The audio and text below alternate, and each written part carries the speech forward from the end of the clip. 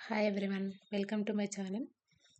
ఈ వీడియోలో మనం క్లౌడ్ కంప్యూటింగ్ అంటే ఏంటి, క్లౌడ్ డిప్లాయ్మెంట్ మోడల్స్ ఏంటి, క్లౌడ్ సర్వీస్ మోడల్స్ ఏంటి అని సింపుల్గా తెలుసుకుందాం.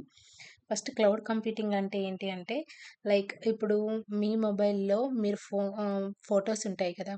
మనం ఫొటోస్ డిలీట్ చేసినప్పుడు ఏమైతాయి, మన ఫోన్లో డిలీట్ అవుతాయి. అప్పుడు ఏంటంటే మనం గూగుల్ డ్రైవ్లో సేవ్ చేసుకుంటే అవి మనం ఫోన్ చేంజ్ చేసినా కూడా, డిలీట్ చేసినా కూడా అందులో ఉంటాయి, రైట్?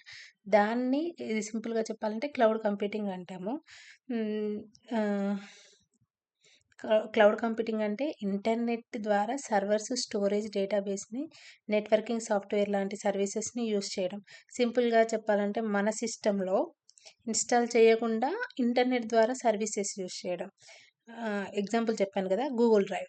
ఫైల్స్ స్టోర్ చేయడం కూడా cloud computing example. Next cloud deployment models.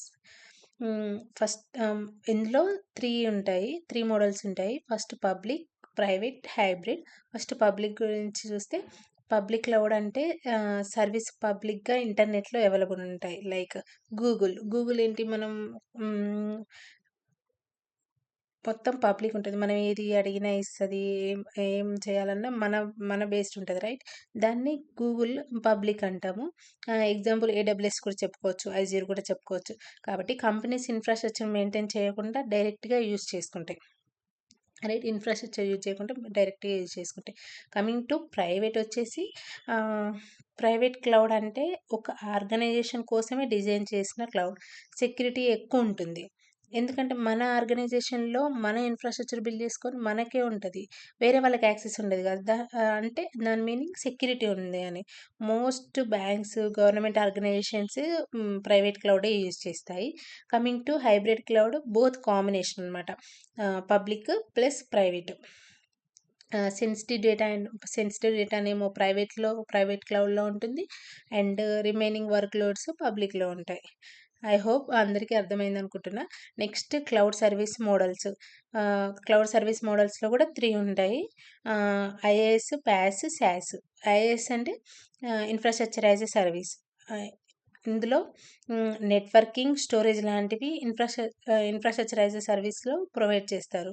Like ఏడబ్ల్యూఎస్‌లోకొస్తే Amazon ఈసీ2 అంటే సర్వర్స్ మనం క్రియేట్ చేస్తాము. నెట్వర్కింగ్ మనమే ప్రొవైడ్ చేస్తాం. స్టోరేజ్ కూడా మనం ఎంత కావాలంటే అది తీస్తాం.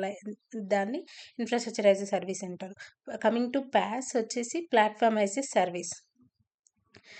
డెవలపర్స్‌కి అప్లికేషన్ డెవలప్ చేయడానికి ప్లాట్‌ఫార్మ్ యూజ్ చేస్తారు.